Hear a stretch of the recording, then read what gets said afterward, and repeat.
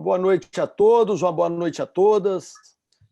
É com grande honra que declaro aberta essa sessão de celebração do bicentenário da independência do nosso Brasil e também o lançamento oficial do segundo Manifesto dos Mineiros. No atual momento de crise que assola o país, precisamos ter a consciência de que a celebração dos 200 anos de independência do Brasil transcende solenidades e homenagens para despertar para o resgate e afirmação do sentimento cívico e do patriotismo, além também de reacender a esperança em nossa sociedade. Revisitar a história do nosso país e dos valores que nortearam a declaração de nossa independência nos propulsiona para uma necessária reação contra relaxamentos morais, éticos, justamente relaxamentos estes que têm vulnerado a nossa incipiente democracia republicana. Em boa hora, não obstante as dificuldades impostas pelo momento pandêmico, sob a batuta do nosso incansável e caríssimo presidente José Anchieta da Silva, conseguimos congregar lideranças dos mais diversos setores para elaborar uma carta aberta inspirada no Manifesto dos Mineiros de 1943, oficialmente lançada nesta cerimônia, e que conclama o povo brasileiro, especialmente as lideranças do país, a promover as mudanças estruturais que o nosso momento exige. Um movimento apartidário, mas carregado do espírito cívico que alimenta a melhor política, justamente aquela que conduziu o país à declaração de sua independência. Viva o Brasil, viva a independência, viva o Estado de Direito, viva a democracia. Agradeço a presença de todos. Agradeço também as centenas de assinaturas, a contribuição para a redação, a união de tantos e tantas brasileiros e brasileiras imbuídos da busca de um futuro melhor para o nosso país.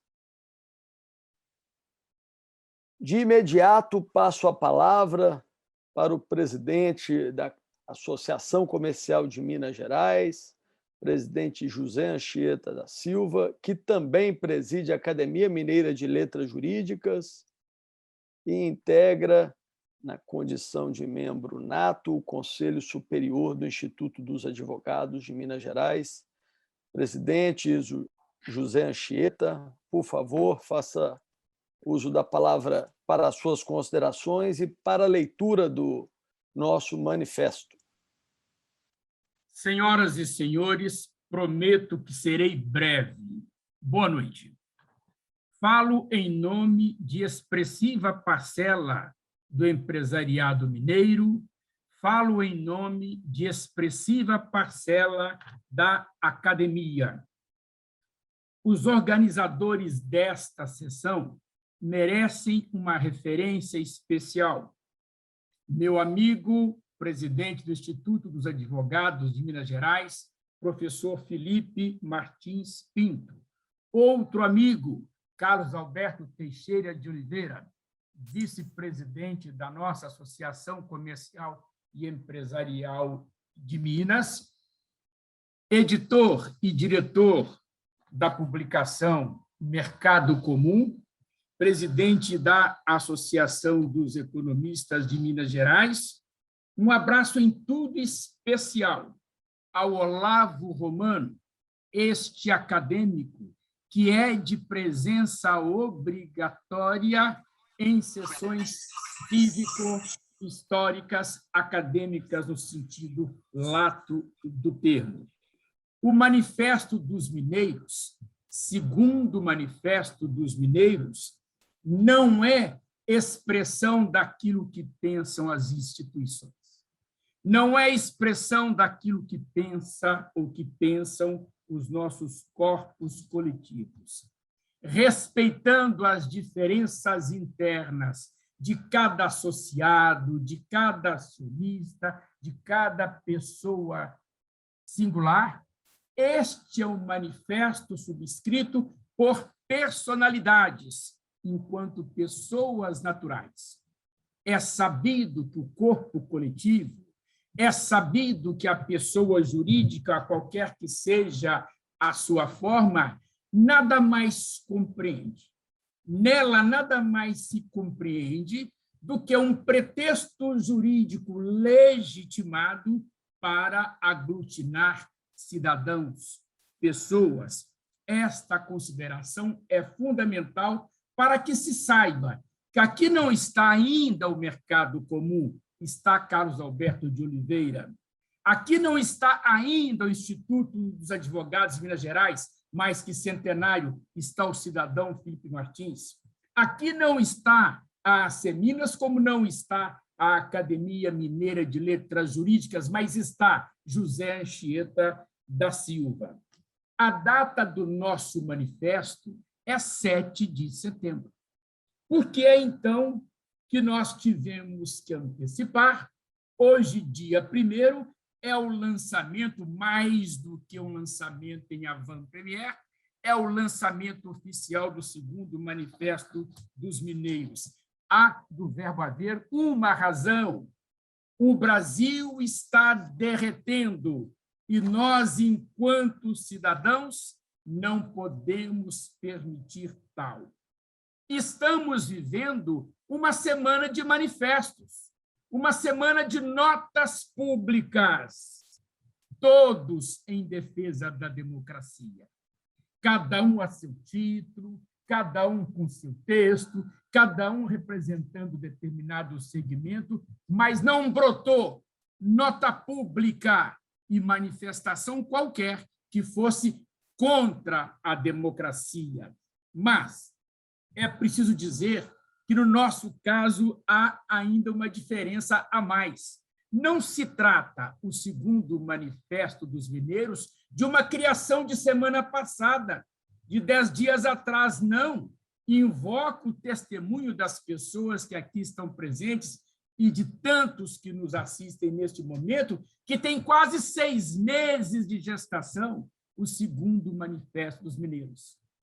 Há 60 dias atrás, numa primeira e prévia apresentação, incorporamos ao texto sugestões belíssimas, como a do doutor Aguinaldo Diniz, por exemplo, sobre a educação, parêntese, só a educação transforma as pessoas. Outra inclusão que se fez, a pedido do doutor João Café, quando dizíamos no texto original que o brasileiro precisa ser feliz, ele nos chamou a atenção. O brasileiro precisa ser mais feliz.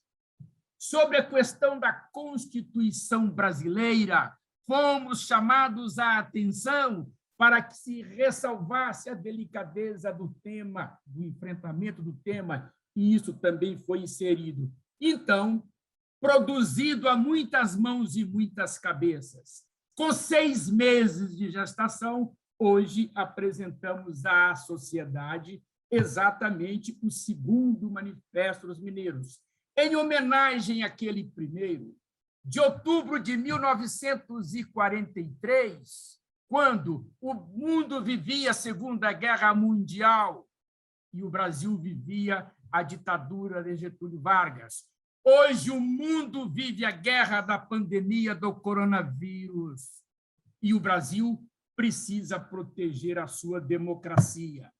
Não faço censura a pessoas, mas registremos motivações que nos levaram a redigir o texto, fazendo uma crítica pontual, soberana e respeitosa aos 3 poderes da República: poder executivo, não se pode misturar fuzil com feijão.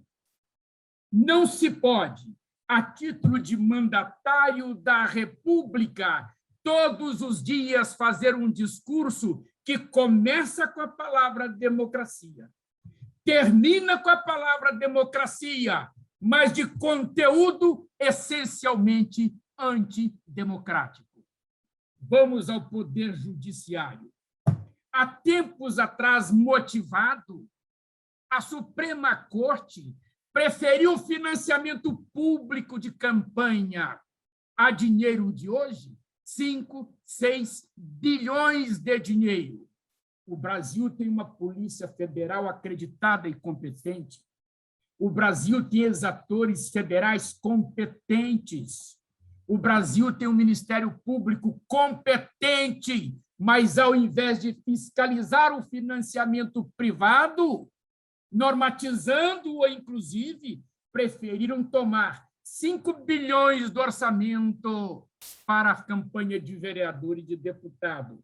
Não é só. A Suprema Corte decidiu, num curtíssimo espaço de próximo de ano e meio de distância, decidiu que se pode prender com julgamento em segundo grau. A mesma Corte decidiu que não se pode prender com julgamento em segundo grau. Sobre o poder legislativo, povo ou centrão? Dura escolha. Não se decide em prol do povo, se decide em prol, se legisla em prol de interesses, sabe-se lá quais. De que reforma, então, estamos falando? De uma reforma do Estado. Uma reforma continente, dentro de cuja reforma continente estão reformas de conteúdo. É preciso reformar as instituições. E como é que se reforma as instituições? Qual há de ser o primeiro passo? O primeiro passo há de ser respeitá-las. Respeitando as instituições é que teremos autoridade para impor a elas rumos e caminhos novos. Registro que hoje, por volta de 13h, recebi um agradabilíssimo telefonema do senador Rodrigo Pacheco. Ficamos 7 minutos ao telefone, falando exatamente sobre o segundo manifesto dos mineiros, e comunico a todos aqui presentes que a ordem do dia do Senado, hoje, em Brasília, cogita, anota e registra o segundo manifesto dos mineiros. Recebeu na Asseminas, a nossa assessoria de comunicação, telefonema do doutor Fernando Campelo, secretário da presidência da Câmara Federal, onde o nosso segundo manifesto dos mineiros também comporá a ordem do dia, e ambos disseram-nos que na Câmara Alta e na Câmara Baixa o nosso manifesto terá sido lido. A este momento, provavelmente já tenha sido lido. Na verdade, o apoio recebido ao movimento é irrestrito. Não houve absolutamente resistência de qualquer espécie. Sobre o manifesto, registro de sua página de rosto. O segundo manifesto dos mineiros é assinado por cidadãos, pessoas naturais. Não se inclui dentre seus subscritores pessoas jurídicas para manter a sua rigidez, no sentido da certeza de que os seus subscritores o adotam como seu. É uma obra das pessoas, antes de ser das instituições. Não se buscou a assinatura das pessoas que detenham mandato público, à razão de que seu destinatário é exatamente um conjunto de autoridades em todas as instâncias e em todas as esferas. A sua data, evocativamente, é 7 de setembro de 2021, consagrando-se como o Manifesto de 2021.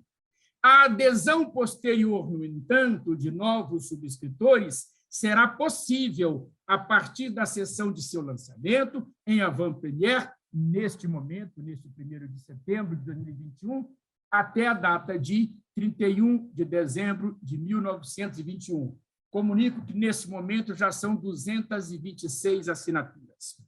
Após a sua entrega oficial às autoridades federais, estaduais e municipais, seguir-se-á trabalho de monitoramento, de permanente pregação das ideias e propósito nele contidos, como um apostolado, isto sim, a cargo das instituições todas.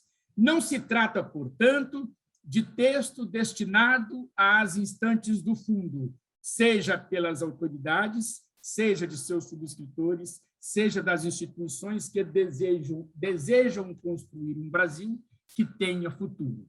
São 3 páginas, passo das 3 páginas à leitura oficial.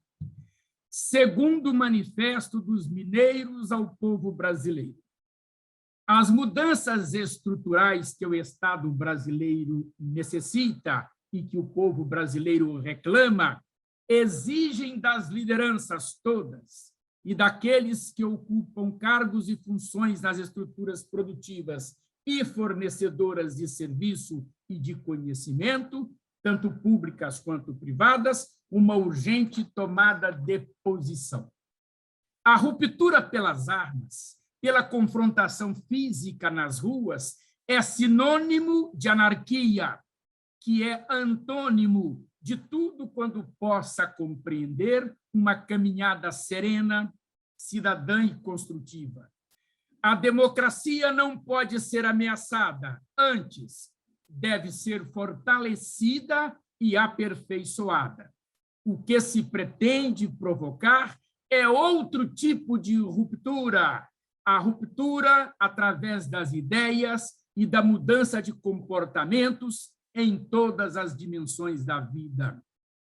O objetivo é construir, na verdade, reconstruir um projeto de nação para o Brasil, dando sentido novo ao que seja patriotismo, de modo a fazer do povo brasileiro uma gente mais feliz e colocando o Brasil como nação altiva, livre e democrática no concerto das nações. O país necessita de uma verdadeira reforma do Estado, reforma continente, nela compreendendo as reformas internas necessárias, sobressaindo a reforma político-eleitoral, a reforma administrativa, a reforma do sistema de educação. Só a educação transforma as pessoas. A reforma do sistema de segurança, a reforma orçamental e econômica, a reforma do sistema tributário. São reformas de conteúdo. Já se revelou, e faz tempo, equivocada uma maneira de governar onde os municípios e os estados são reféns permanentes do que pensa e do que deseja o governo central sediado em Brasília. Esse centralismo que aumenta as desigualdades já impôs atraso e miséria a toda a nação brasileira.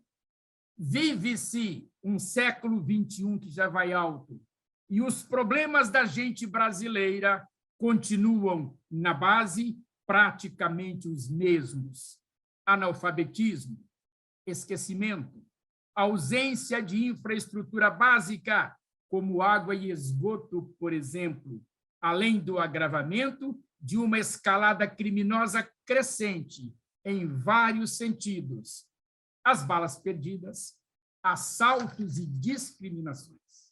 É preciso valorizar e, se necessário for, criar um novo capitalismo que valorize a inteligência humana, um capitalismo humanizado, porque o centro da vida é a pessoa humana.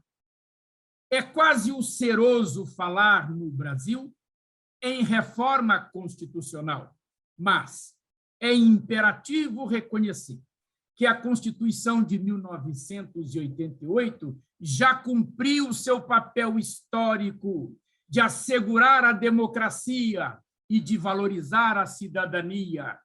Quanto ao demais, o que dela se recolhe é um texto antônimo de si mesmo, na medida em que oferece, para uma mesma pergunta como resposta, sempre um sim e um não. Não se desconhece a delicadeza do tema e as dificuldades a serem encontradas no seu enfrentamento. É preciso extirpar das leis todo tipo odioso de privilégio que cria castas e diferenças entre as pessoas em função de seus fazeres e de suas responsabilidades. É situação, afinal, que não faz de pessoa alguma figura diferente e privilegiada em relação aos demais. É preciso repristinar esta verdade. 2 pontos. Perante o Estado, todos os cidadãos são cidadãos comuns.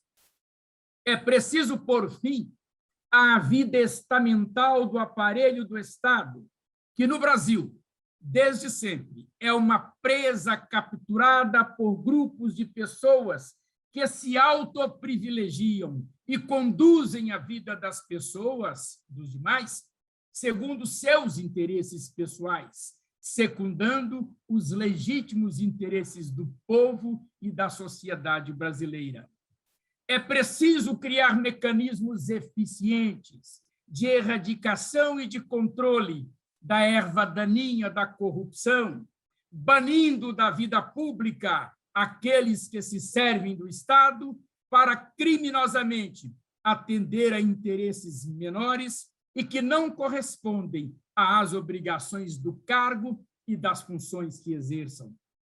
Tais medidas devem alcançar, por igual, aqueles que ocupem posições de destaque em todos os poderes do Estado, executivo, legislativo, judiciário e instituições agregadas. É preciso criar mecanismo a permitir que as instituições representativas da sociedade civil tenham voz ativa junto aos poderes constituídos, fazendo, às vezes, daquele poder moderador criado na França pelo pensador Benjamin Constant, de modo a nunca mais permitir arranjos que, atendendo a interesses outros, não correspondam aos anseios da sociedade e do povo brasileiro. O Brasil se insere dentre os países do mundo que já viveram todas as experiências de governos e mandonismos. O Brasil colônia deu lugar ao Brasil império, que deu lugar ao Brasil república, a velha e a nova. Experimentou por mais de uma vez as ditaduras, conheceu em voo de pássaro a experiência do parlamentarismo antes de chegar à nova república. Portanto, a experiência para reescrever o Brasil, quem a possui, somos nós próprios, os brasileiros. Esse passado inspirador retém matéria-prima suficiente para que possamos, de mãos dadas, construir um futuro promissor para o Brasil-nação.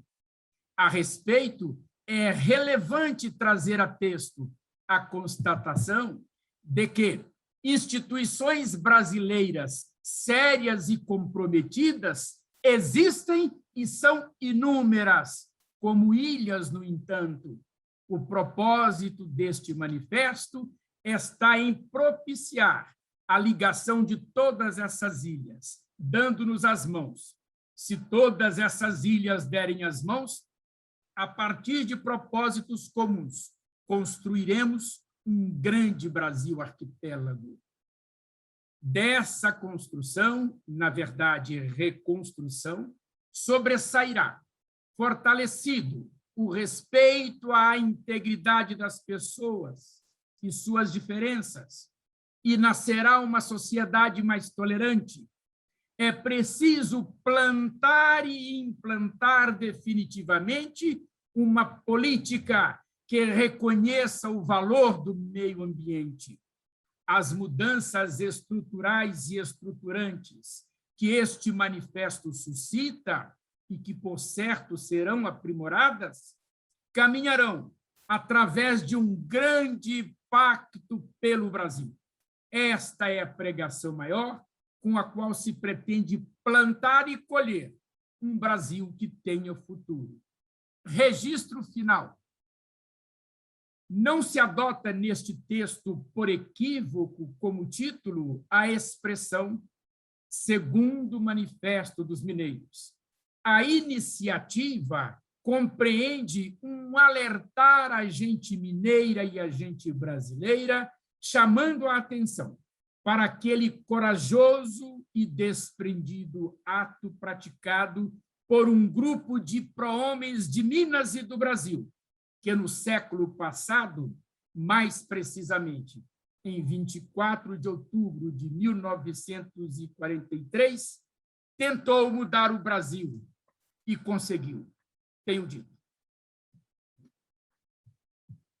Devolvo a palavra ao presidente Felipe Martins. Presidente Anchieta, parabéns pelas palavras. E a leitura do manifesto como comunicação de todos os que são signatários desta carta aberta. Ele, além de representar, ele vai representar a construção conjunta do nosso pensamento, ainda é uma inspiração para buscarmos uma reconstrução do nosso país. Dando sequência, passo a palavra para o caríssimo Carlos Alberto Teixeira de Oliveira, para as suas considerações. Carlos Alberto Teixeira de Oliveira, economista, diretor e editor do Mercado Comum e presidente da Associação Mineira dos Economistas. Por favor, tenha a palavra.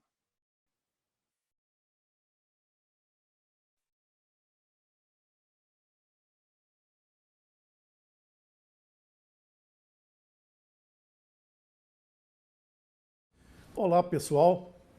Meus caros Felipe Martins, presidente do Instituto dos Advogados do Estado de Minas Gerais, meu caríssimo José Anchieta da Silva, presidente da nossa querida ACEMinas, Associação Comercial e Empresarial de Minas, meu caro amigo, colega e companheiro Olavo Romano. Quase 78 anos já se passaram desde que foi lançado o primeiro Manifesto dos Mineiros. Hoje, o fantasma da estagnação e da recessão paira sobre a economia nacional. A inflação volta a nos ameaçar com índices preocupantes e o desemprego encontra-se em níveis absolutamente insuportáveis. Tudo indica, ademais, que haverá racionamento de energia já em breve. E ainda temos uma grave crise sanitária provocada pela pandemia do Covid-19. Praticamente nas últimas 4 décadas, o Brasil não acompanhou o ritmo de crescimento da economia mundial. E as perspectivas não são nada alentadoras para um país como o nosso, que deveria ter como meta principal o desenvolvimento de sua gente e da sua economia, com a promoção da justiça social. Constata-se, de outro lado, uma incapacidade dos instrumentos e instituições de darem conta dessa problemática. Obviamente, as circunstâncias hoje são outras. São diversos os problemas. Devem, pois, ser diferentes as soluções. Agora, mais do que nunca, é mister ousar, é mister inovar, é mister destituir-se de preconceitos e de verdades absolutas. Entendo que atualmente encontra-se na Constituição brasileira um dos maiores entraves ao nosso desenvolvimento. A realidade na qual se assentou não existe mais. é como se fosse, no meu entendimento, um aparelho de TV analógico funcionando para o mundo digital. É como uma emissora de rádio AM transmitindo em um mundo absolutamente sintonizado na faixa FM. Desde a sua promulgação, em 1988, foram inúmeras as mudanças já ocorridas, e entre várias, destaco a queda do Muro de Berlim, a dissolução da União Soviética e fim do comunismo na Rússia, a globalização das economias e a ascensão econômica da China. E uma verdadeira revolução verificou-se nos meios de comunicação com o advento da internet e dos aparelhos celulares. O renomado jurista Modesto Carvalhosa, em seu recente livro intitulado Uma Nova Constituição para o Brasil, destaca, aspa, no Brasil, o Estado é hegemônico, não restando à cidadania nenhum papel em nossa construção civilizatória. A sociedade civil é dominada por um Estado que se estruturou para preencher todos os espaços.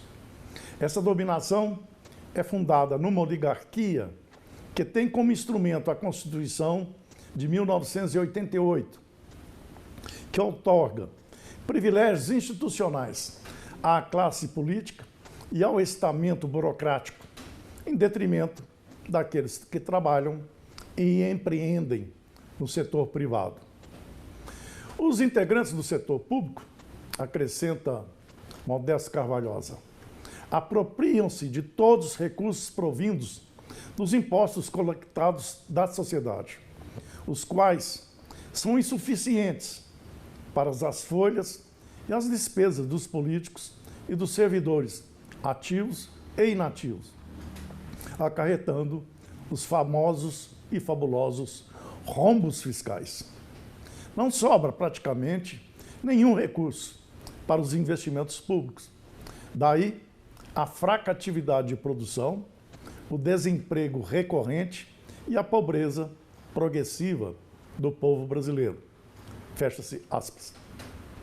O ex-ministro do Planejamento e senador Roberto Campos afirmou que na Constituição de 1988 a palavra direito aparece 76 vezes, dever 4 vezes, produtividade 2 e eficiência 1 vez.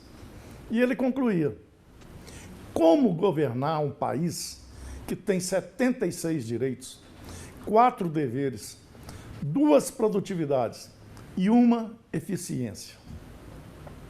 Já o ministro Luiz Roberto Barroso, do Supremo Tribunal Federal, STF, declarou à revista Época, bem antes de sua designação para o Supremo Tribunal Federal, que a Constituição brasileira só não traz a pessoa amada em 3 dias. O resto, procurando, se acha. Sobre o tema Constituição, eu fui buscar, nas seguintes palavras, do saudoso presidente Juscelino Kubitschek, uma de suas melhores expressões. Aspas. Direitos e deveres. Eis a substância de um regime legal, a melhor garantia da Constituição. Pois a Constituição, devemos proclamá-la com sinceridade, coragem e franqueza.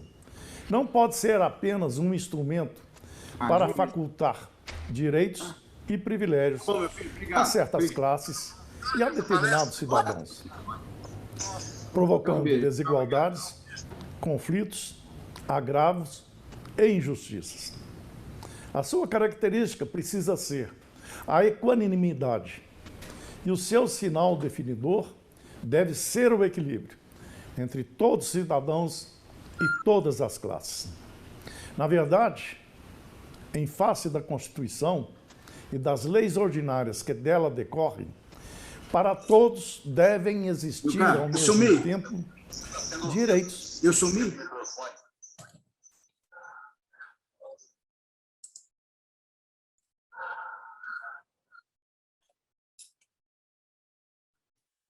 e deveres, prerrogativas e responsabilidades. E estou certo de que, na elaboração de algumas leis complementares e de algumas leis ordinárias, que já vão se tornando tão urgentes, necessárias e imprescindíveis, o Congresso Nacional será sempre sensível a este problema fundamental para a valorização do espírito e da letra da Constituição. Desde o presidente da República até o mais modesto cidadão, em todas as classes e profissões, todos devem responder, nos termos da lei, pelas suas ações expressas, seja por escrito, seja na prática. É o que o povo espera dos seus representantes no Congresso Nacional para o aperfeiçoamento completo e a estabilidade definitiva da Constituição em leis complementares ou em leis ordinárias que assegurem a igualdade entre os cidadãos e garantam a justiça nas relações sociais entre os homens e entre as classes. Pois a liberdade de um cidadão, no seu clássico e invariável conceito, só é legítima e válida quando não se choca com a liberdade de outro cidadão, quando ninguém tem o abusivo direito ou o odioso privilégio de atingir, sem punição e sem responsabilidade, a honra de outro cidadão e a sua dignidade de pessoa humana. Fecha-se aspas. E ainda, nesse sentido, eu vou a seguir acrescentar um outro texto de JK, extraído de seu discurso de 5 de junho de 1956, proferido no Supremo Tribunal Federal. Aspas. Não se pode admitir, numa democracia, nada que se assemelhe a uma ditadura de qualquer dos 3 poderes da União. E ai do poder que sai de sua órbita, arrogando-se privilégios e prerrogativas em violação do texto constitucional. Sabemos, historicamente sabemos, que o pior de tudo será para o poder que se hipertrofiou num futuro próximo, quando se restabelece com uma perfeita normalidade as regras e normas desobedecidas ou violentadas.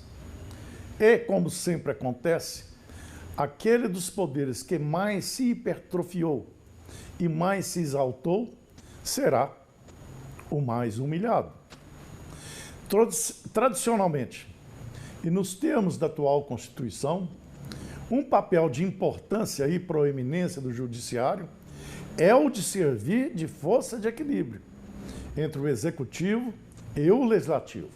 Tudo isso, aliás, em função dos interesses em conjunto do Estado, integrada que se acha a magistratura na fórmula fundamental do regime presidencialista, que é a dos 3 poderes independentes. Sim, mas igualmente harmônicos, funcionando para os mesmos objetivos. Está especialmente fadado o Supremo Tribunal para essa missão, facultadas que lhe foram condições para se pôr a salvo e imune de preocupações funcionais ou paixões partidárias. Fecham-se aspas. O dínamo da economia, senhores, responde pelos nomes de confiança e credibilidade. E se ele não for resgatado, não conseguiremos sair do impasse do qual nos encontramos prisioneiros e reféns. Impõe-se, assim, desarmar essa perversa armadilha e iniciarmos a realização de nova agenda nacional. Para esse fim, uma das questões que eu considero que precisa ser tida crucial é a convocação de uma Assembleia Constituinte revisionista exclusiva para traduzir a Constituição Federal à luz de uma nova realidade e de outro nível de exigências. eleita pela sociedade e a ser integrada por seus múltiplos representantes. Entre os seus objetivos, além de outros, devem fazer parte de sua pauta as reformas política, administrativa, judiciária, tributária e agrária, a educacional, a previdenciária e a modernização das relações do capital e trabalho. E por que não? Também redução da maioridade para efeitos penais, o fim do voto obrigatório, o impedimento de criação de novos municípios e até mesmo a alternativa de fusionamento entre eles. Para que isso possa ocorrer, será necessário coragem, ousadia e buscar o novo. Nesse sentido, a premissa básica tem de ser a transformação do país em uma nação desenvolvida, mais justa e principalmente próspera. Basicamente, não precisamos inventar nada de novo ou criar novas rodas, bastando seguir e aplicar modelos mais bem-sucedidos e já consagrados nos países desenvolvidos. E isso se chama benchmarking. Eu enalteço especialmente nessa oportunidade o nome do ex-presidente da República, Juscelino Kubitschek, o profeta do desenvolvimento. JK diagnosticou que o crescimento econômico vigoroso, consistente e contínuo era o remédio certo para tirar o Brasil do atraso e posicioná-lo numa trajetória rumo ao desenvolvimento. Ele continua absolutamente correto. E esta fórmula permanece perfeitamente válida para os dias atuais. Meus amigos, neste mês de setembro, o BDMG, Banco de Desenvolvimento de Minas Gerais, uma outra relevante marca de Minas, está completando 60 anos de fundação. Há mais de 30 anos, na qualidade de presidente da instituição, eu liderei um estudo intitulado Economia Mineira, Diagnóstico e Perspectivas. Como uma homenagem ao BDMG, entre os vários elementos destacados naquele estudo e que compõem a vasta dimensão dos seus estudos analisados e tratados, eu reproduzo aqui, ainda hoje, alguns dos destaques especiais, ressalvando que, àquela época, Minas era a segunda maior e mais importante economia do país. Vários desses assuntos constituem, ainda na atualidade, autênticas fontes inspiradoras a novas tomadas de decisão, na busca pela reversão ao quadro de estagnação econômica no qual nos tornamos prisioneiros. Um deles é que a premissa de que a trilha do país no futuro há de ser identificada e associada como a trilha da modernidade, do crescimento econômico vigoroso, sustentado e sustentável, sintonizado com as grandes e cada vez maiores transformações que se verificam na economia internacional e voltado para a minimização dos problemas sociais. Da democracia plena e efetiva, onde a real participação de todos os segmentos da sociedade nas decisões políticas do país não se traduz apenas na mera defesa de interesses corporativistas ou no populismo inconsequente, mas que possa sintetizar as suas aspirações maiores, transformando-as em ações factíveis na direção firme do progresso. Sem a ocorrência de substancial crescimento econômico, não há saída para nós brasileiros. E se esse barco, chamado Brasil, afundar, todos nós também afundaremos, independentemente de estarmos mais à sua esquerda, direita ou centro. Urge, por esse motivo, despolitizar e desideologizar o debate econômico. Há muito eu entendo, o Brasil está acometido de uma doença que eu intitulo de síndrome do raquitismo econômico, em função da retração dos níveis de sua economia ou pela estagnação da atividade econômica. Fatores esses que podem ser considerados uma completa indignação quando, principalmente, comparados com as médias alcançadas pela economia mundial. Já há quase 4 décadas, o país cresce praticamente como um rabo de cavalo, sempre para trás e para baixo.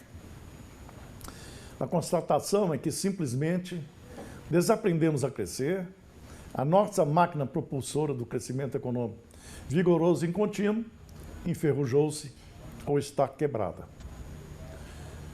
País que não cresce está condenado ao ananismo, ao atraso e ao empobrecimento.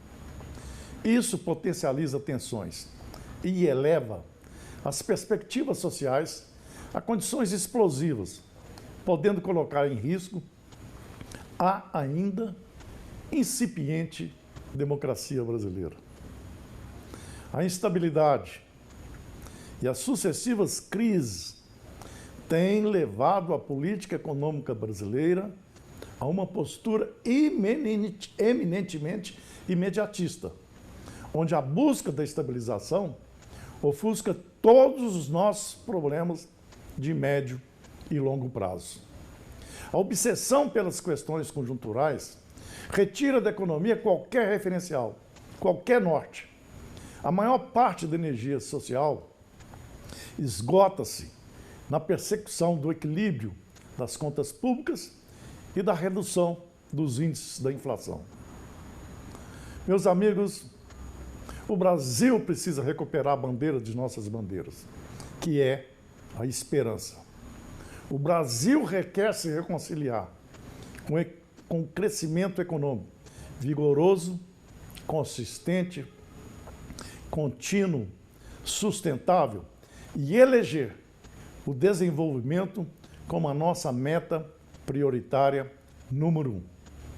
O crescimento econômico vigoroso deve deixar de ser apenas uma casualidade, uma questão episódica, uma efemeridade, um acontecimento meramente fortuito, para se transformar efetivamente na grande meta econômica nacional, permeando a convolução do país em uma economia madura e desenvolvida. Nessa direção, já tivemos antes vários exemplos de sucesso e que poderiam nos servir de inspiração, como foi o plano de metas implementado durante o governo JK.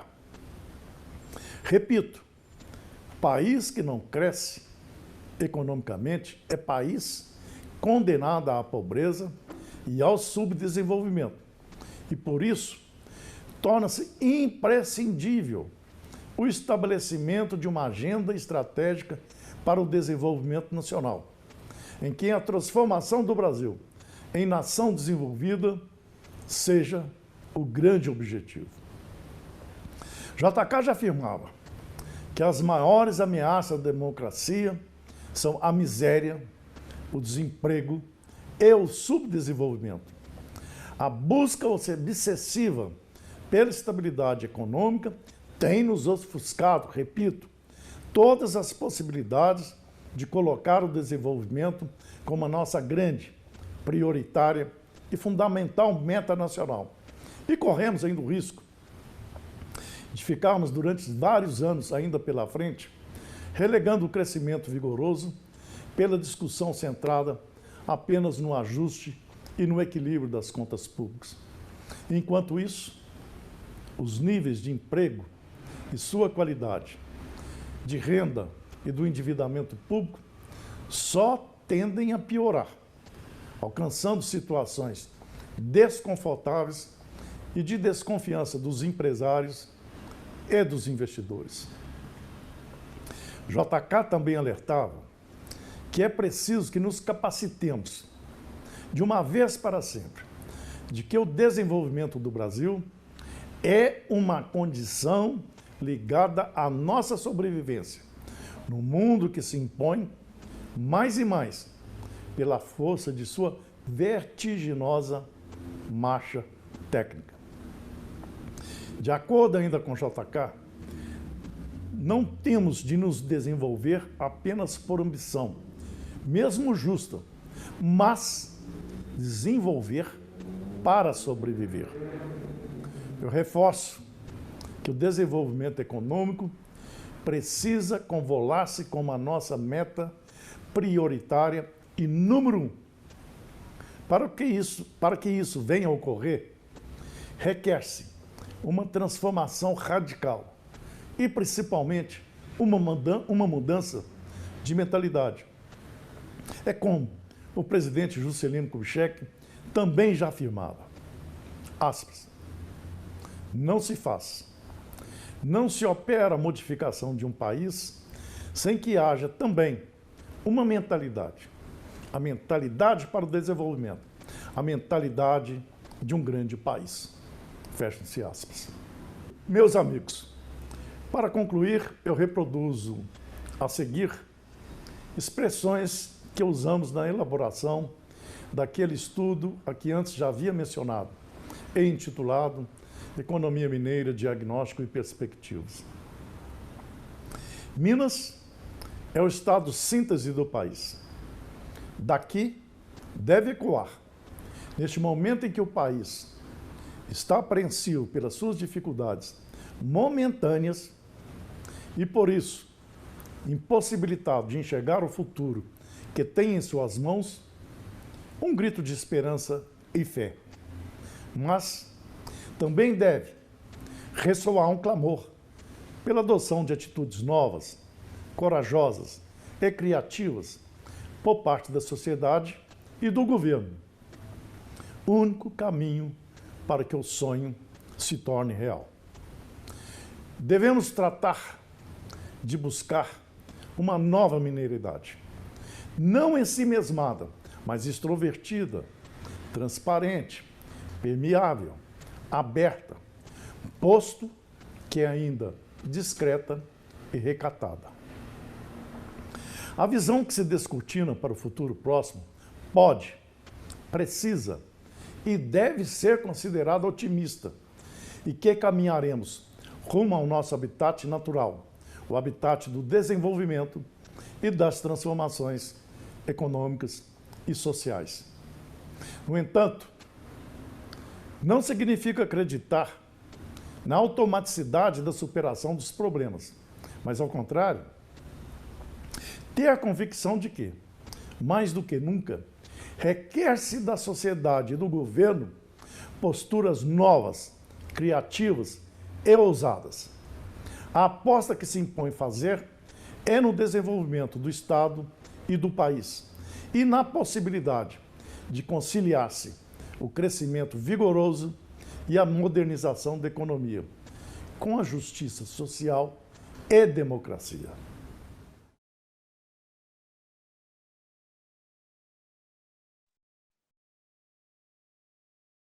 Agradeço as ponderadas e reflexivas palavras do caríssimo Carlos Alberto Teixeira de Oliveira. E, sem delongas, passo a palavra para o prezado Olavo Celso Romano, presidente emérito da Academia Mineira de Letras, editor sênior da Caravana, grupo editorial, autor de 20 livros e procurador do Estado de Minas Gerais, aposentado. Por favor, caríssimo acadêmico, tenha a palavra. Muito obrigado, mestre Felipe Martins Pinto, que é o meu mais recente amigo antigo, porque os outros dois que estão aí são irmãos de jornadas anteriores. O Carlos Alberto vem do milênio passado, o Anchieta, essa figura notável pela intensidade, né, a sua própria intensidade pessoal e a intensidade das relações que ele cria, isso compacta, né, o grau de amizade, o grau de admiração. Bem, eu aprendi lá na roça de onde eu vim e de onde não acabei de chegar, que em festa de Inhambu, jacu não entra. Agora, eu sou um jacu, também usando a expressão de lá, enxerido, né? Ou seja, eu entro em festa de jacu, aprendo muito com os jacus e por isso estou aqui hoje nesse lugar honroso, porque devo ao Carlos Alberto a oportunidade de ter costurado alguns casos que eu ando garimpando há bastante tempo numa conversa no lançamento do prêmio Top of Mind, que hoje ela avançou um pouquinho mais. E então, assim, eu sou um garimpeiro. Aliás, com muita honra, eu tenho o título, a Ordem do Almocafre. O almocafre é um enxadão meio torto, né, para cavar no meio do cascalho e tal. Então, com esse almocafre no ombro, estou aqui compartilhando alguns achados dessa busca que eu ando fazendo. Então, eu vou começar, sem demorar muito, situando algumas datas que são importantes para a nossa história. Só para lembrar que, em 1709, a capitania do Rio de Janeiro se separa de Minas e São Paulo. Em seguida, nós temos o episódio dos Emboabas, que é o primeiro movimento importante no século XVIII, e não por acaso, logo em seguida, chegou o primeiro governador de Minas, né? Aliás, o governador de Minas chegou pouco antes da data em que Minas se separa de São Paulo. Então, vejam que é uma relação, e nós estamos falando disso aqui hoje, espero, de que a sociedade organizada, os interesses que estão em jogo no tecido social se organizam e o governo, o aparato governamental tem que se mexer, né? Então, vocês podem notar que há uma correlação entre a vinda do primeiro governador e o episódio dos Emboabas. Mais adiante, quando, no mesmo ano de 1720, a gente tem o Morro da Queimada, com Filipe dos Santos, e o nascimento de Minas. Carlos Alberto, não por coincidência ou por coincidência, no dia 12 de setembro. Você tinha reparado isso? Hein? Olha só. Mas aí,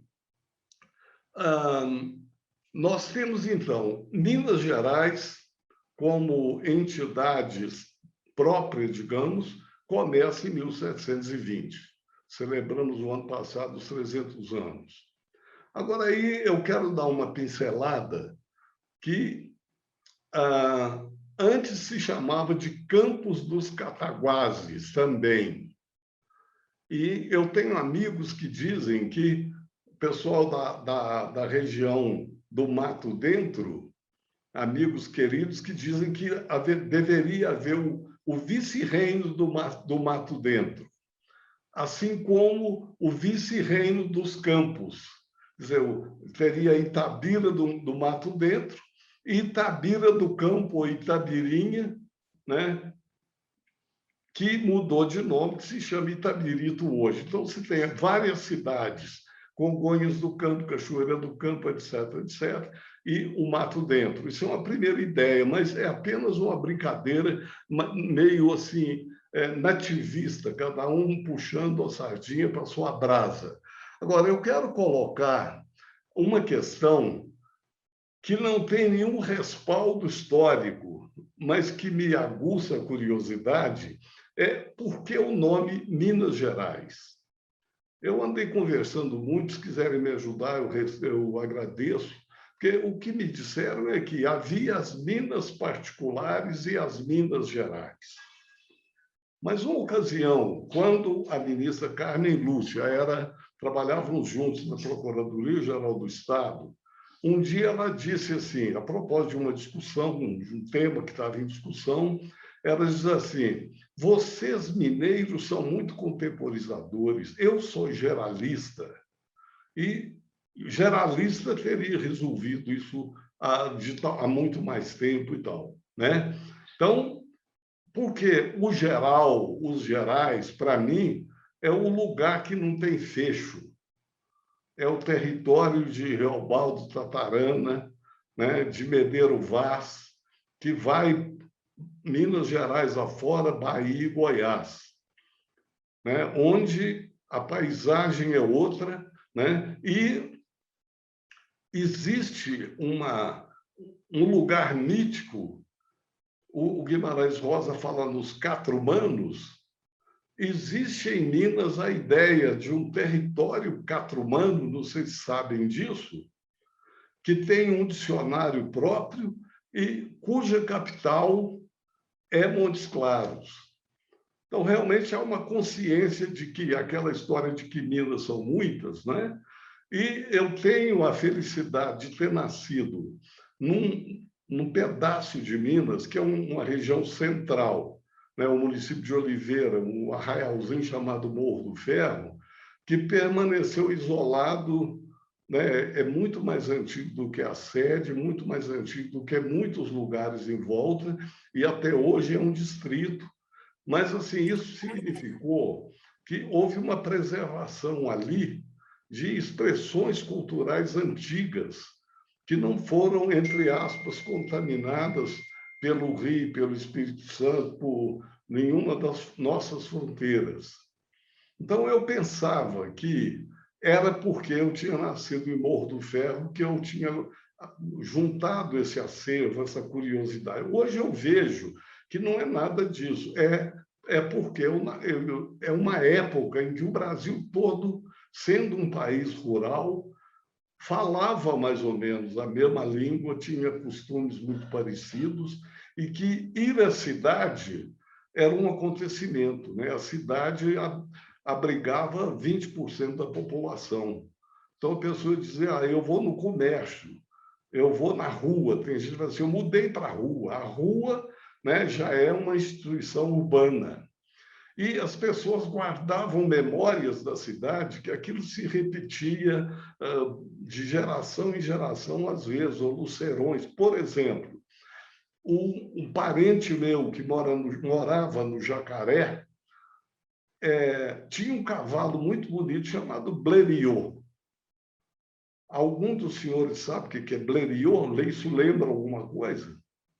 Blériot é um edifício em Belo Horizonte, no centro de Belo Horizonte, onde, durante a Segunda Guerra, sem que nós estivéssemos em guerra, havia um holofote que girava. E, para o olhar de uma pessoa da roça que chega aqui e vê aquilo merece ser, digamos, não digo imortalizado, mas registrado, consagrado no cavalo mais bonito que ele tinha, né?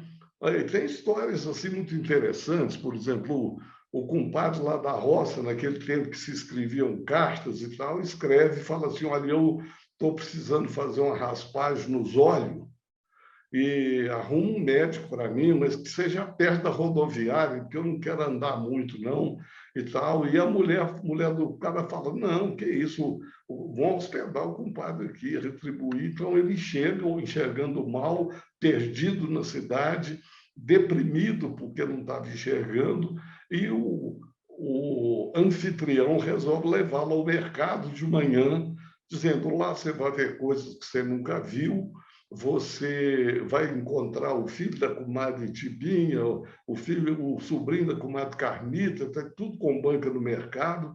E ele vai e, de repente, está descarregando um caminhão de abacaxi.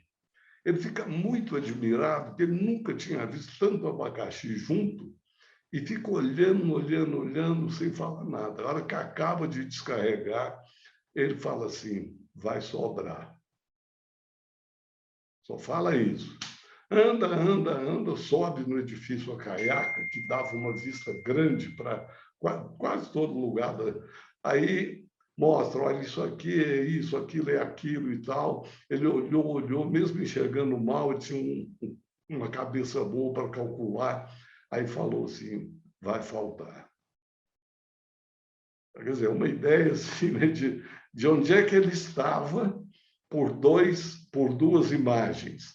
Mas, olha, voltando um pouco na história, uma pincelada indispensável é do Barroco mineiro, né?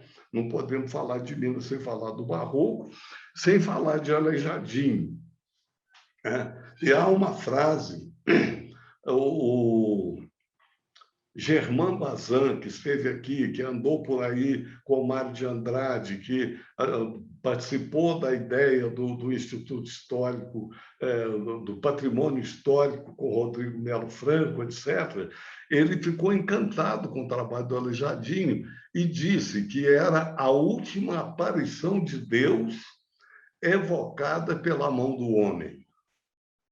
Ou seja, não é pouca coisa, né? Mas se você vai à sede mariana numa quinta-feira ou numa sexta-feira, onde a Elisa Freixo se apresentava tocando aquele órgão histórico e um guia local acompanhando os turistas, falando, esse aqui é o São José de Botas, esse aqui é o Cristo Irado, esse aqui é isso e aquilo. De repente, os turistas param, encantados com uma melodia do século XVIII, e perguntam, o que é isso aí? Aí o menino, assim, deprecia, né? Porque não estava no cardápio dele, fala assim, isso é a Elisa Freixo, uma pianista de São Paulo que também toca órgão, né?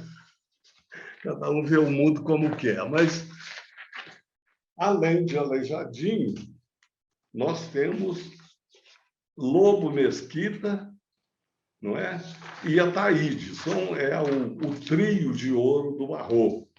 E temos, assim, lembranças, registros importantes, que é, por exemplo, o Áureo Trono Episcopal, uma festa monumental preparada para receber o Frei Dom Manuel da Cruz, que foi o primeiro bispo de Mariana, a nossa primeira cidade. Para ser cidade tinha que ter um bispo, né? Então o rei de Portugal pediu ao Papa para nomear um bispo, e o Frei Dom Manuel da Cruz, que era bispo no Maranhão, veio numa viagem de um ano e 3 meses, andando a pé, a cavalo, de canoa. Quando ele chegou em Sabará, ele estava, para dizer no popular mineiro, esbodegado, mas a tal ponto, o presidente Anchieta, esbodegado deve ser quem chegou da bodega, né? É outra coisa, mas com todo respeito ao prelado, né? Mas, afinal, ele chegou tão ruim das pernas e de tudo mais, que ele ficou 6 meses esperando se recuperar para, digamos assim, abrir aquela solenidade do Áureo Trono Episcopal, que o nosso Ângelo Osvaldo chama de cadeirão de jacarandá. Bom, mas então, nós temos também um outro fato marcante, que são as 7 vilas do ouro, né? Um pouco lá atrás, quando os bandeirantes chegavam, quer dizer, Fernão Dias, um senhor muito velho para a época, ele era muito mais do que idoso, era muito velho, um homem de 60 anos.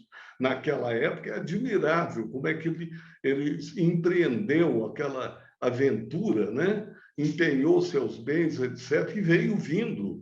E claro que tinha um batalhão precursor, porque não tinha comida, então vinha um pessoal plantando milho, plantando feijão, para quando chegasse a bandeira ter o de comer, né? E aí tem uma coisa interessante, quer dizer, qual foi o primeiro arraial de Minas, né? Foi Ibituruna ou Belo Vale?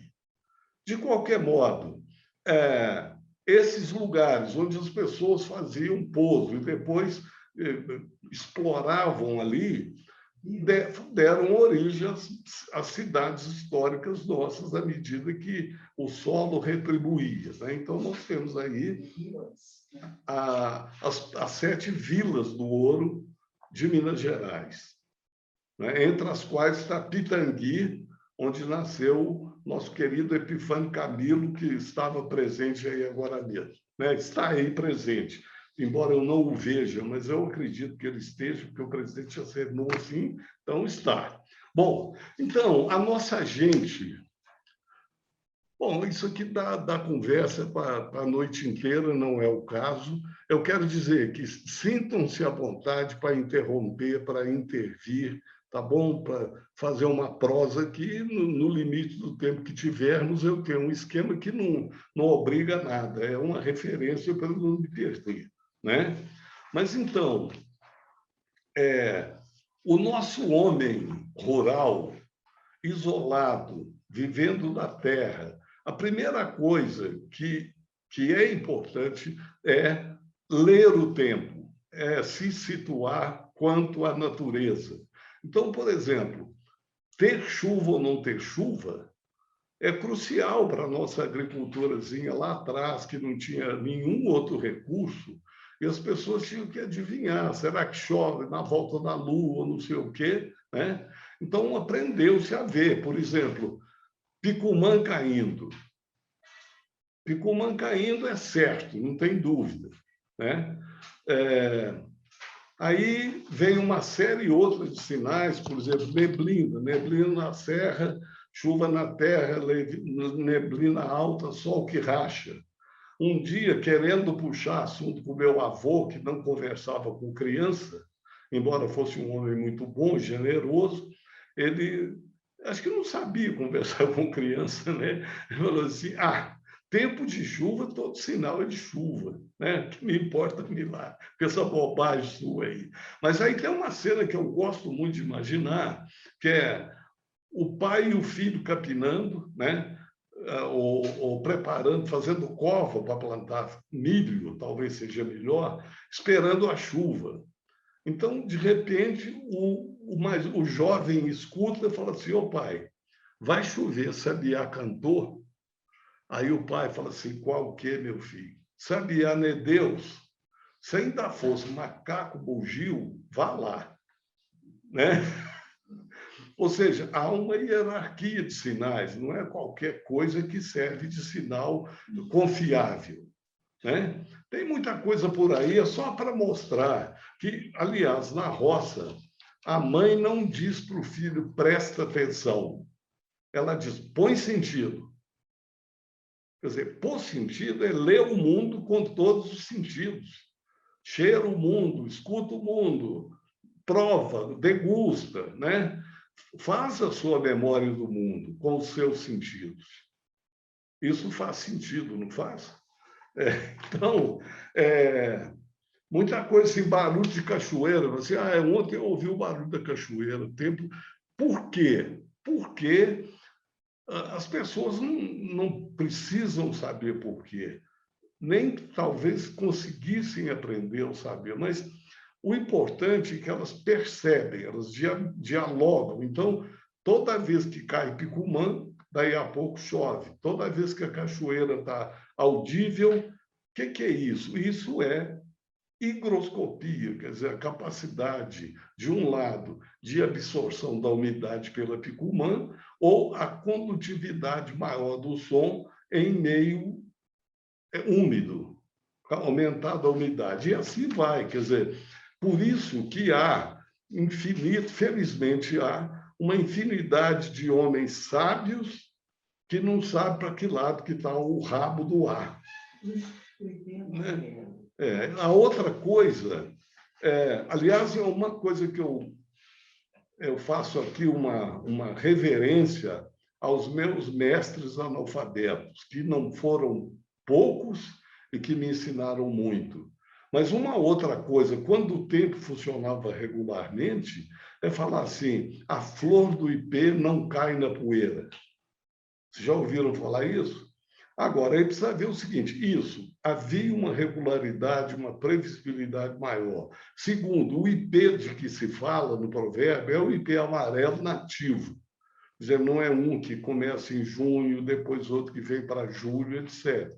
É o ipê que cai agora, de agosto para setembro. Eu estou aqui num sítio, está tudo amarelo, dourado, maravilhoso, mas a chuva ainda não veio, né?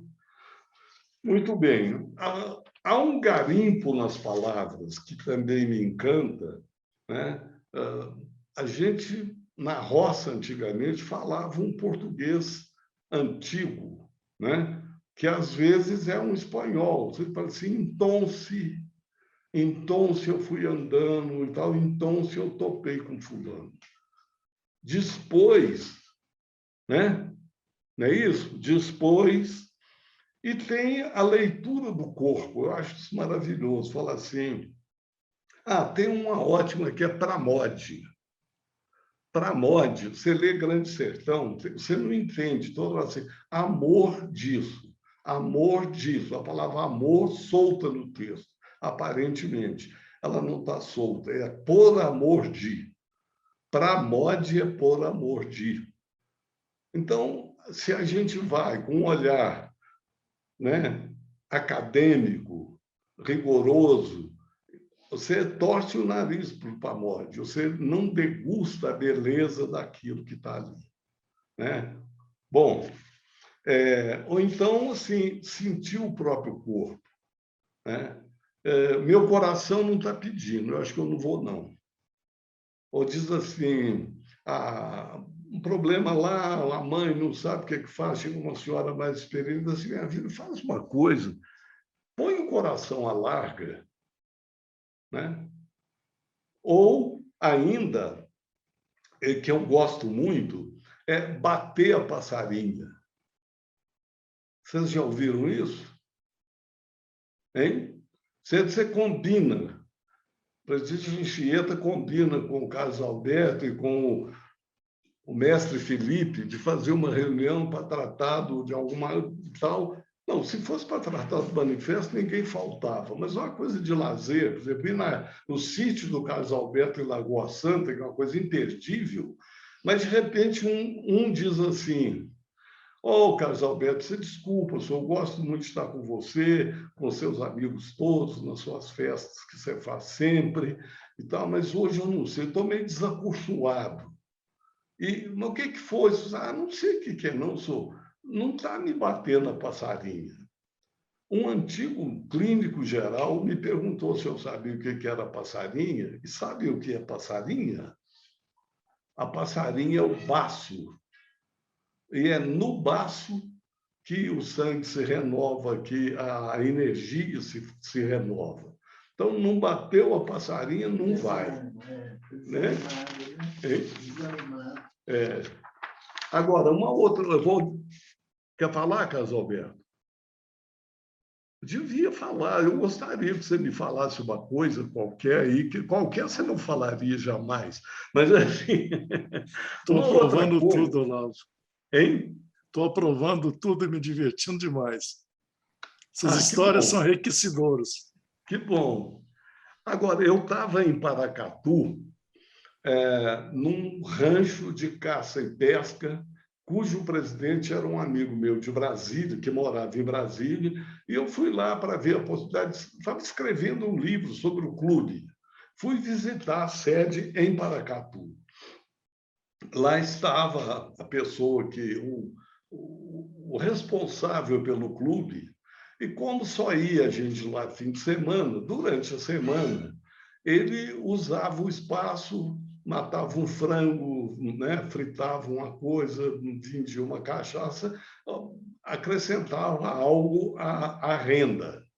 Ele ficou muito chateado porque o pessoal se reuniu em Brasília e falou, não pode, aquilo ali você ganha para ficar lá, tem que ficar por conta.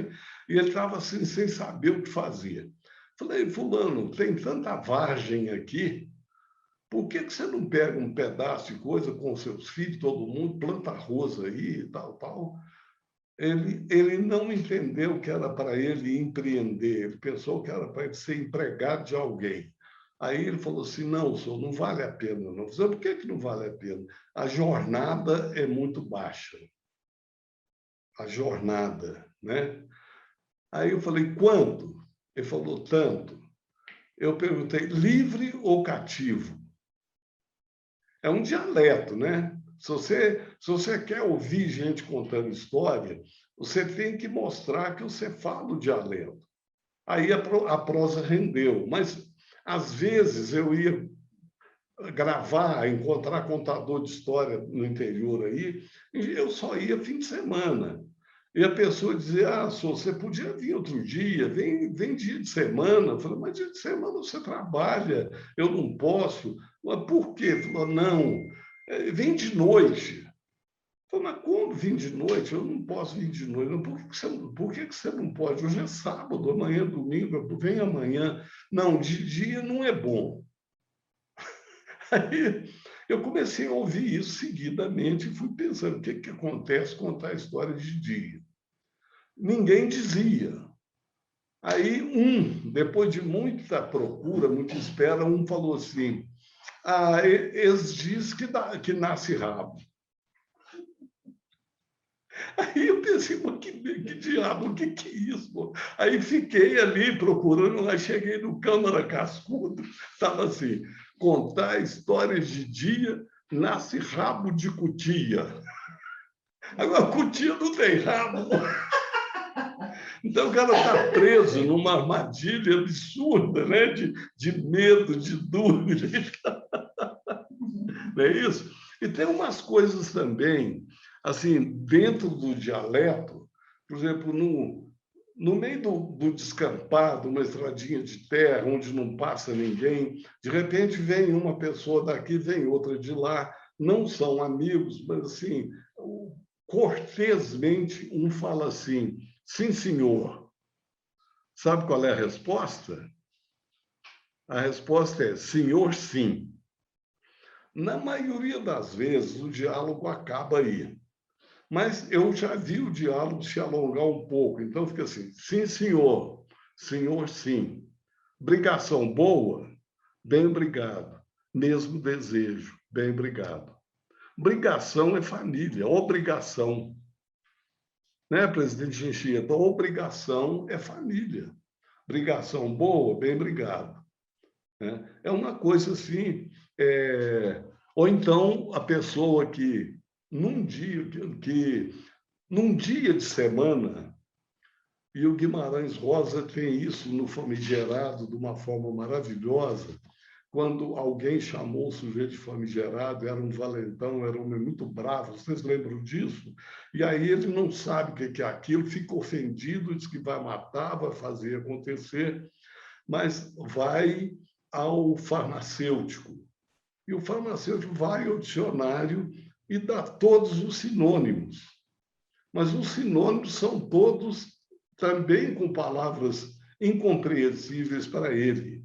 Ele fala, não, senhor Joaquim, me faz favor, fala isso para mim em palavras de dia de semana. Isso é conversa para domingo, conversa para... Né?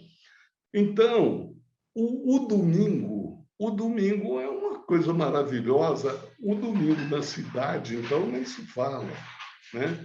Então, mas durante a semana, passou na porta lá de casa, em Morro do Ferro, uma pessoa assim, simples, mas estava de terno, de brincaque, de botina gomeira. E o meu pai falou, uai, fulano, você hoje está de pincinê e botina, que era uma maneira que se referia às pessoas que estavam... Aí ele falou assim, meu pai se chamava Demóstenes, era conhecido como Nonô dentista, e aí ele falou, sonhenhor, isso é roupinha para dia de mais cortesia.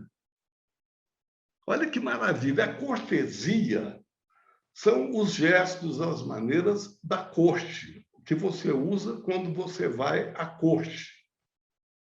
Né? É daí que vem. Então, o dia de festa pede uma preparação, é um ritual. Então, quando tem a festa do padroeiro, que vai todo mundo nesse Brasil rural onde eu nasci, as pessoas se encontram, pessoas que não se viam há muito tempo, um lugarzinho que tem a metade das casas fechadas, porque as pessoas só vão dia de festa ou domingo de missa, né? É assim que se fala. O padre fala assim, próximo dia 30 eu voltarei aqui. É um mês. Aí o povo faz a conta. De hoje a 15 tem missa. De hoje a 8 tem missa. Né? E quando chega o dia da missa, é aquela festa, né? Todo mundo se encontrando, etc. Então, o sujeito era a festa do padroeiro, com mastro, fogueira, leilão, e ele mandou fazer uma botina nova. Uma botina que estava usando de vaqueta, uma vaqueta assim de primeira, era muito mais cara do que o comum, e uma botina de canoa. Você sabe o que é isso? A botina tem um solado assim, né? Convexo. Convexo ou côncavo? Côncavo, né? Se for no pé, é convexo. Aí dá um galeio, porque ela tem a ponta ribitada, né? Ele anda e dá um galeio. Então, aquilo já chama atenção. O fulano está andando diferente. O que será? Não, ele fez uma botina nova. Então, ele já é... Porque as pessoas são muito anônimas, né? Uma das coisas que põe o holofote das pessoas é a doença. O sujeito está doente, todo mundo vai atrás, fala assim, eu estava com 38 graus de febre. Aí o cara disse, não, 38 não, mamãe, 38,5. Então, meio grau já põe a pessoa. Mas voltando ao cara da botina, senão eu vou me perder, o cara da botina está lá todo, mas tem um detalhe, ele saiu de casa com a botina nova, mas ele não era besta de gastar uma botina nova na terra, na poeira, no cascalho. Trouxe a botina na capanga, né? E, quando chegou no Corguinho, perto da cidadezinha, ele lavou os pés, porque falando use não precisa pôr S no substantivo, né? Lavou os pés, esfregou um pé no outro, na perna contrária, e fez assim, deu uma enxugadinha, calçou a botina, aprumou o corpo, subiu, desfilou, voltou. E a hora que ele volta no corguinho, antes de passar o corguinho, ele torna a tirar a botina, guarda, que é a preciosidade, guarda no bornal. E anda meia dúzia de passos, dá um trupicão em cima daqueles de ver estrela, num pau, num toco, numa raiz. Para assim, não xinga, mas sofre assim. Aí respira, todo mundo esperando ele assim. Ele fala assim, ô, gente, graças a Deus que eu não estava com a minha botina nova, né? Agora, tem uma coisa que eu aprendi recentemente. A botina, quando a botina ringe, muita gente acha que é uma vantagem, mas eu ouvi falar que a botina que ringe denuncia, porque só ringe quando ela não foi paga. Sabia disso? Então é um negócio perigoso, né? Mas tem uma coisa em Minas, alguém está marcando o tempo aí, eu estou. A Kátia está aqui do meu lado marcando. Quanto tempo ainda tem aí? Foi meia hora e agora... Já foi meia hora? É... Então já acabou, já acabou. Olha, gente, e agora? Já passou meia hora, né? Presidente Anchieta, Carlos Alberto, Felipe, como é que nós fazemos? Onde é que eu vou amarrar minha égua? Olavo, quem manda é o Felipe, mas com certeza Hein? toca. Felipe. Fique inteiramente à vontade, estamos aproveitando essa fala preciosa. Viu? É um perigo dizer isso. Você pode arrematar. Eu vou atalhar um pouco.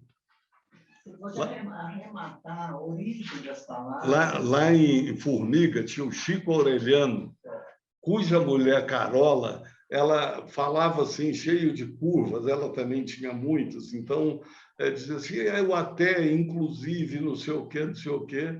Aí ele falava, ele era muito nervoso, ele falava assim, a Taia Carola. Aí um dia eu fui contar isso num grupo de psicólogos, aí eu falei assim, vem cá, eu não falei o nome da pessoa. Eu falei, quem que é essa pessoa? Eu falei, é um senhor de Formiga. Falou, mas como é que ele chama? Eu falei, eu não gosto de falar, não. Fala para mim, é o Chico Aureliano. Eu falei assim, é meu avô, por isso que todo mundo na família tem essa expressão, eu nunca soube de onde que vim. né?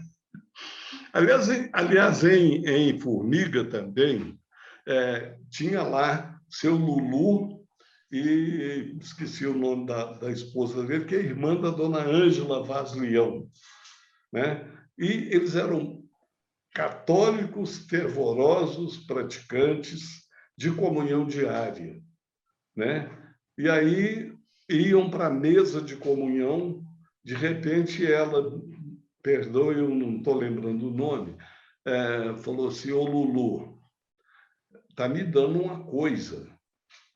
Aí ele falou assim: ué, aceita? Aí ela caiu dura, estava tendo um desmaio, ela aceitou.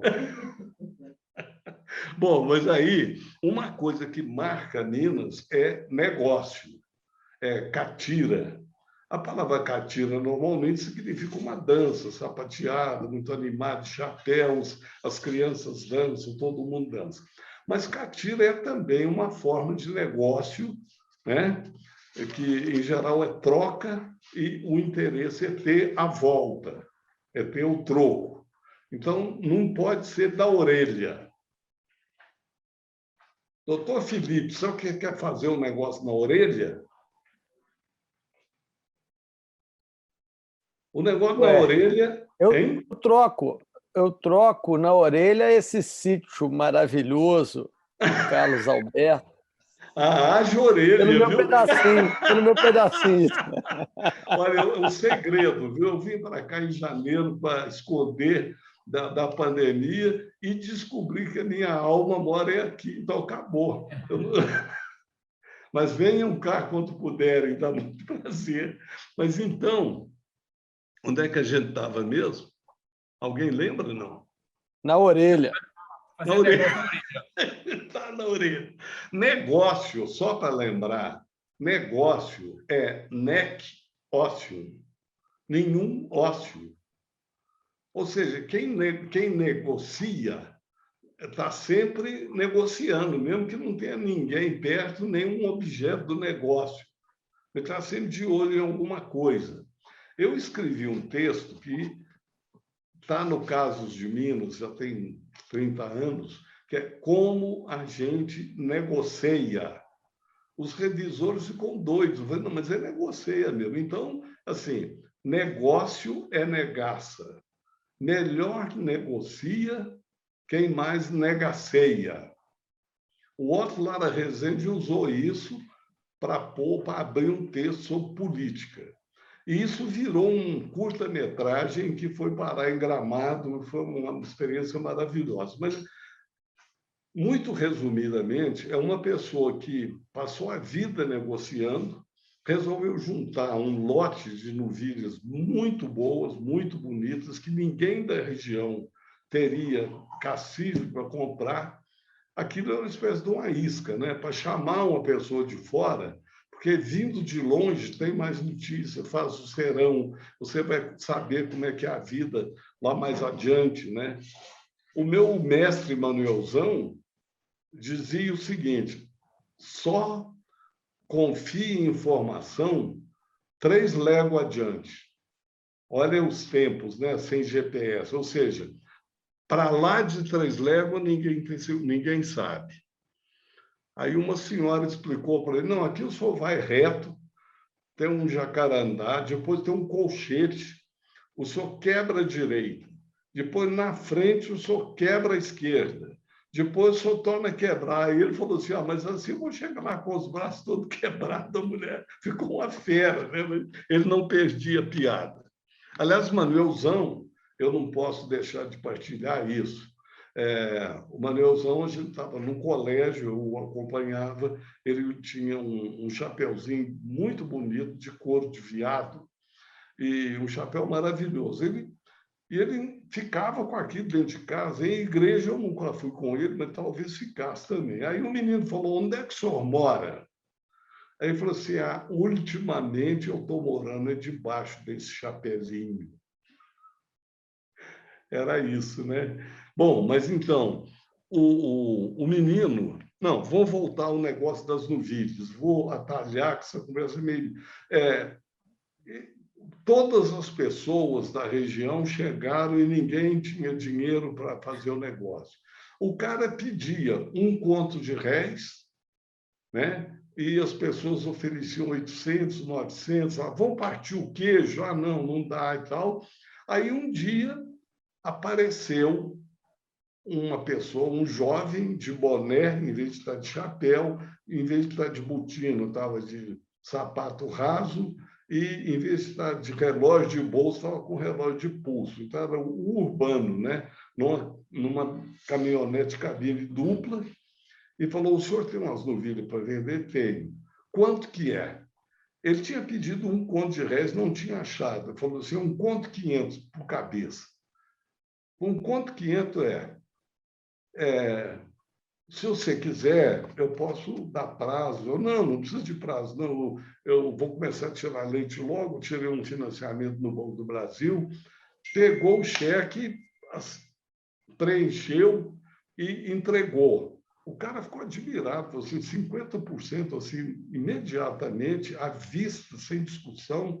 Ele pensou naquilo, por que ele tinha feito aquilo tudo, né? E viu um cara, ele falou: meu filho, você é uma pessoa que deve estar muito bem de vida, isso não faz diferença para você mais ou menos no valor das vacas, mas eu não tenho negócio para você, não. Eu falei: mas como? Eu estou te dando o que o senhor pediu, não é? O senhor não pediu um conto 500? Está aqui o cheque. Ele falou: não, olha aqui, contou para ele, eu fiz isso para ter uma pessoa que vinha de longe, eu ia mostrar tudo, a gente ia conversar, ia ficar amigo. Você vir e me meter um cheque na cara, até me ofende. Pô, mas como? O que é isso? Ele falou: olha, meu filho, você não sabe, mas o bom do negócio é a relage. Nós não relou nada ainda. Quer dizer, relage é relacionamento.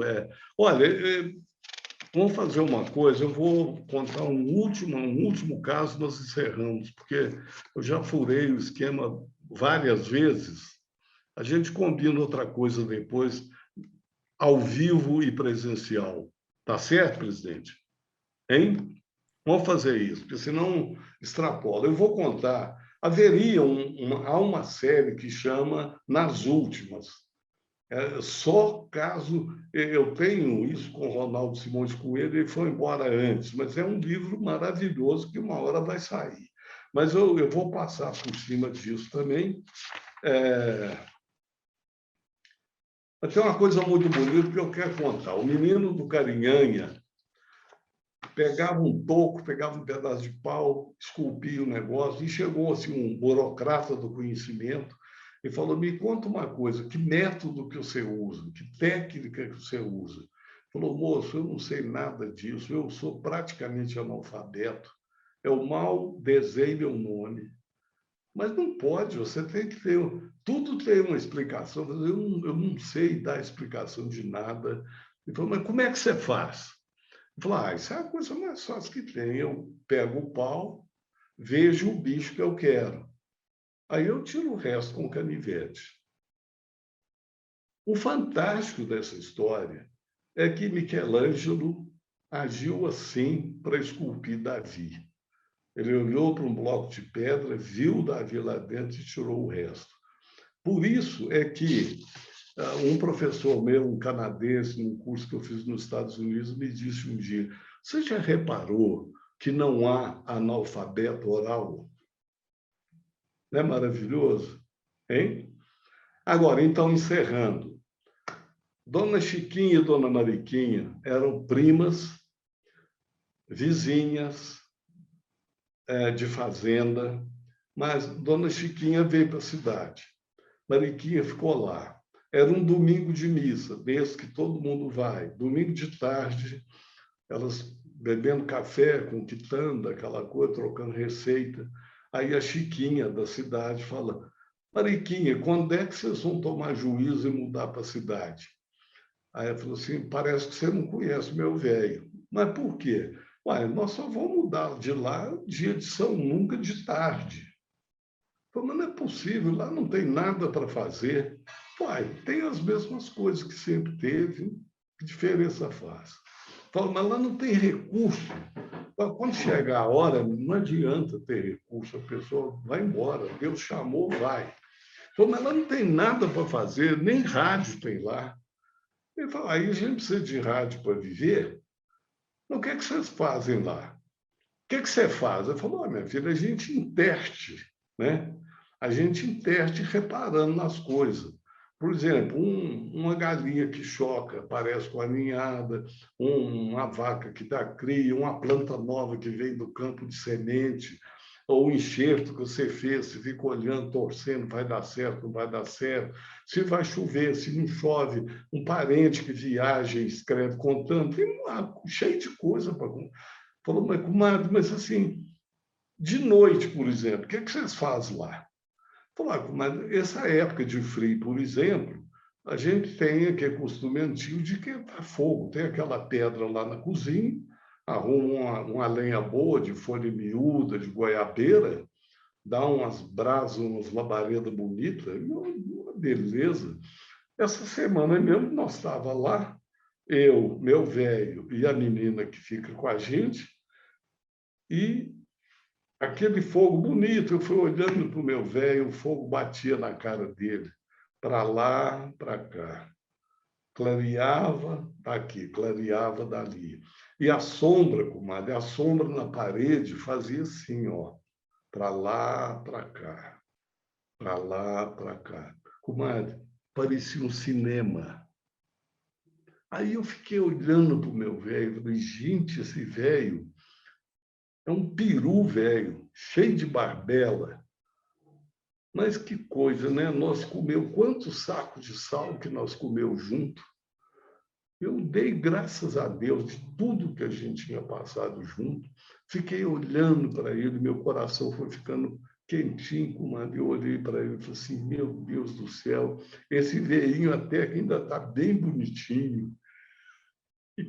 Aí o comadre falou assim, uai, comadre, mas é assim mesmo, a gente apanha amor nas pessoas, elas ficam bonitas para a gente, porque senão também ninguém tolerava, né? Nós também não é grande coisa, nós não está aqui, eles não estão com a gente, nós não está rompendo juntos essa vida inteira.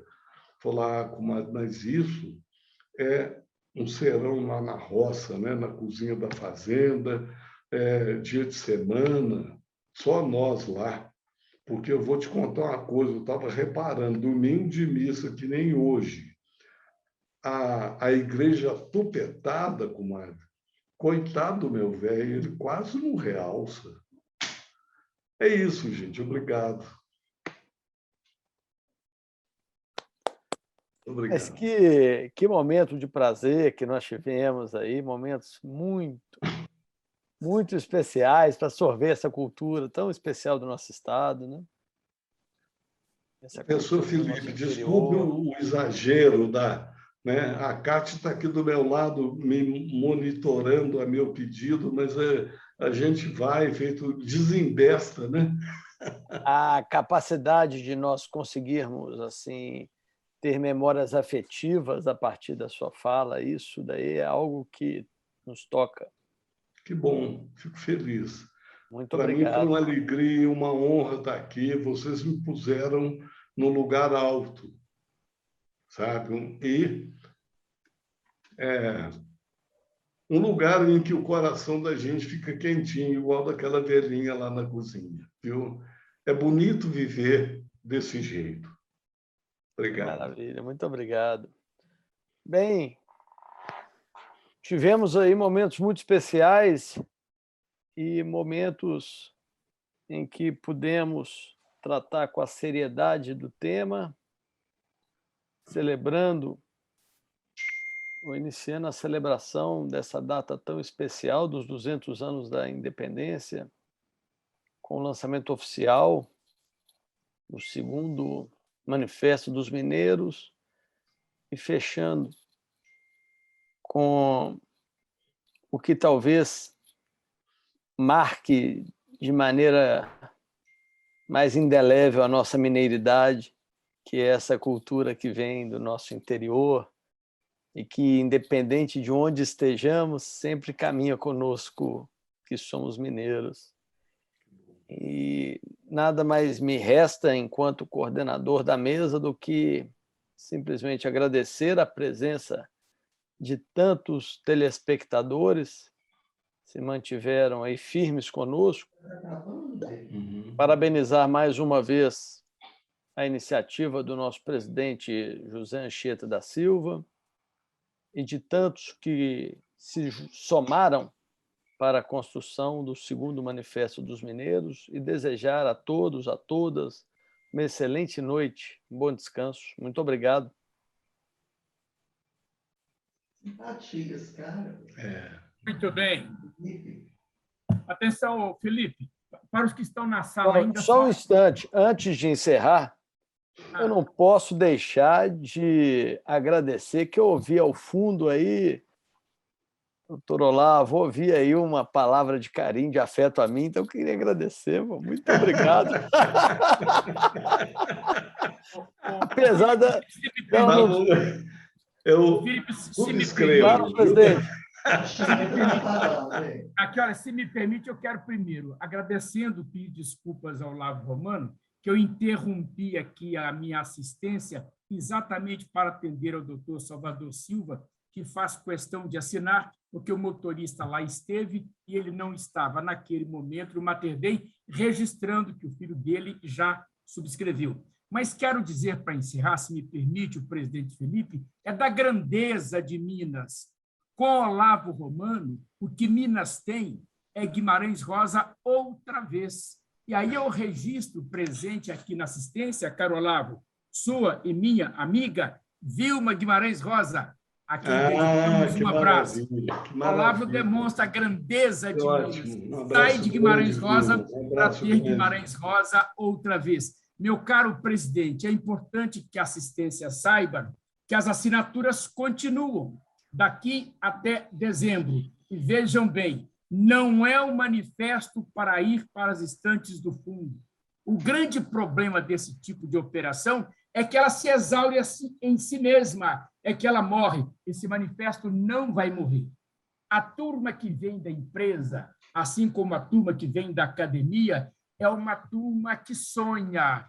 Eu, particularmente, sonho todos os dias, mas eu só sei sonhar fazendo. O que nós vamos fazer agora é criar um comitê de monitoramento que visitará Sua Excelência o Presidente da República, entregando-lhe em mão a via física do manifesto, visitar o presidente do Senado, que já disse que nos receberá na hora que bem quisermos que ele nos receba, visitar em Minas, visitar o Supremo Tribunal Federal, Sua Excelência o ministro Fux, visitar em Belo Horizonte Sua Excelência o governador do Estado, Sua Excelência o presidente da Assembleia, Sua Excelência o presidente do Tribunal de Justiça, e visitar no município Sua Excelência o prefeito municipal, Sua Excelência a presidente da Câmara Municipal de Vereadores. Este manifesto não é para ir para as estantes do fundo. O comitê de monitoramento, que envolverá a Seminas, Mercado Comum, Academia Mineira de Letras Jurídicas, Instituto dos Advogados e todas as demais instituições caras aos mineiros, vamos construir um Brasil que tenha futuro. Era isso, presidente, eu agradeço. Excelente. Sigamos firmes, transformando as palavras em ação, as palavras desse manifesto em ação. Reitero o agradecimento pela presença de todos, desejando aí uma excelente noite, bom descanso, um abraço. Boa, né,